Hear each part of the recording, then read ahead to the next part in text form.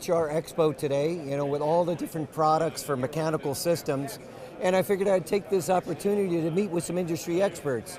So today I have with me Jay Egg here to talk about geothermal. I'm really thinking about which way to do for an energy source for this new eco-friendly home, whether it be an air source or a ground source or even a boiler. I haven't really made that decision, but I know you're an expert on that. Maybe you can enlighten us a little bit what's involved with a geothermal system and what are the benefits? I'd be pleased to, Dave. Now, I know you're an energy expert, so I'm going to try not to insult your intelligence when I tell you, like I like to tell everybody, if you don't know, geothermal air conditioners and heat pumps are the most efficient heating and cooling systems in the industry. That's a given. I understand you're a certified geothermal designer. Yes, I am. I went through the course, and I really wanted to engulf and understand as much about pumps and what's involved in the loop field end of things. Well, we'll get into that in just a minute. What I want to say is, having been in the field so long, most of the people I deal with already know that it's the most efficient heating and cooling system available. And with the low prices for natural gas, the heating isn't actually always as much of an energy savings as it was in the past with the prices of propane and higher prices. So when you get into the heating, if you've got natural gas, it's really hard to beat that. Now the cooling is always going to be good, and it depends on if you compare it with propane or heating oil or something. So be that as it may, geothermal is still overall the best heating and cooling system available. What I like to focus on is this. With a geothermal heating system, you don't have what you have with an air source where you have an outside unit and an inside unit, because you've got to have that condenser outside for your air conditioning system. So with a geothermal heat pump, your heating and cooling unit is all one piece in the house, as you know. It looks like an air handler, and you put it inside, and that does at least two things, if not more. Number one, it makes your outside environment quiet, because no matter how quiet a condenser is, it's still going to make noise, and you're going to hear it cycle on and cycle off. So it makes it more peaceful outside. Number two, having the equipment all indoors makes it weatherproof and makes it so that it will last longer. Yeah, the environment doesn't have an impact. Yeah, that is a big acid rain, all that other stuff, or near a beach, salt. Right, exactly. And then on top of that, a heat pump, a geothermal heat pump, because it's all indoors, will last longer. Some people say 20, some people say 30 years. But here's the really cool thing. When it's time to replace it, which we all know equipment fails eventually, it's more like replacing a washing machine, because it's one piece of equipment that's hooked to two pipes and your ductwork. And you put it in, and it's not as big of a deal when you have an outside and an inside unit. So I like to focus on that. It's simplicity. The pipes, as you know, in the ground, they're polyethylene. They'll last a long time, a couple generations at least. So now, I'm thinking about doing radiant, for the heating. So I was looking at a water-to-water unit, and then maybe do an air handler with a water coil in it to do my cooling. Do you do many of those? Or? Absolutely. That is the best type of geothermal system, bar none, for residents.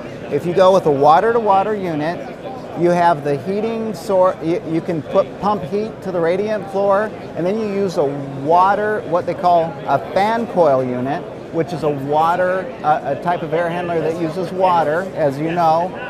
It can receive chilled water, it can receive heated water, so you can have forced heat, you can have forced cool, but most people, like are going to like that warmth on their feet.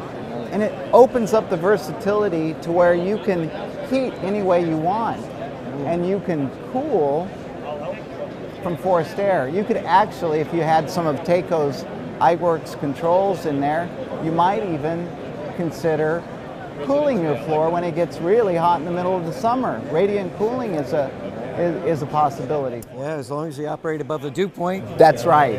You don't want a wet floor. And that's what's cool about the iWorks control system. They have they have that mixing block control that makes sure the injection of the water is always above dew point. Oh, that's awesome. Pretty That's cool awesome. stuff. Yeah. So it looks like there's a lot of opportunities in there.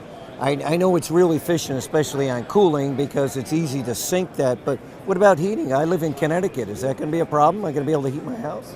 You're going to be able to heat your house, and this is something I love to talk about that people don't really think about. They're thinking about, okay, geothermal heat from the earth, and I'll get to the point where I answer your question. But what the industry is really realizing is geothermal is really a solar energy technology, because every summer the earth is reheated and the ground holds that heat all summer. And in Connecticut, I think you're at about 50 degrees, down about 6-8 feet. It's pretty stable at that. Pretty stable at that. So what happens is all winter long, you're pulling that heat out. Now there is something called glide, which is you may be at 50, but by the end of the winter, you may be at 40, okay, around the loop. You've cooled it down. But guess what? When summer comes, that's your boost for summer, because now you got 40 degrees. Imagine the efficiency of air conditioning, and you're dumping heat in there, so you're re-warming the ground. It's like you're using the heat that you're putting into the ground from the winter to help heat your house the next, from the summer to help heat the next winter. So like I explained, I've always put radiant. I'm worried about the indoor comfort. How would I do the loops in the ground? Would I do a well or a slinky, or what's the different ways to do it? When we get to that point, you and I will take a look at your geology. Probably, and I don't pretend to know, because it might be different from one block to the next. If you have loose gravel, if you have sand, if you have, maybe you go down 10 feet and you have granite. I don't know what it is there. There's a lot of ledge, Yeah. And so depending on the type of lithology or geology you have, we might do a vertical closed loop system where we run the pipes down. We might do a horizontal slinky system. It's not as likely where you live. We might even do a pump where you pump, if you have a prolific aquifer, we might even pump water from the ground and re-inject it somewhere else into the ground where you're at. That's a lot more common than most people know. As a matter of fact, we're here in Florida at the AHR show. Most of the resorts and larger customers here pump water from the aquifer, and then they inject it a couple hundred yards away, and they don't even do loops. And it goes right back into the aquifer, filtered through the non-consumptive. Wow. Well, that's a good way. So you're not really impacting the environment.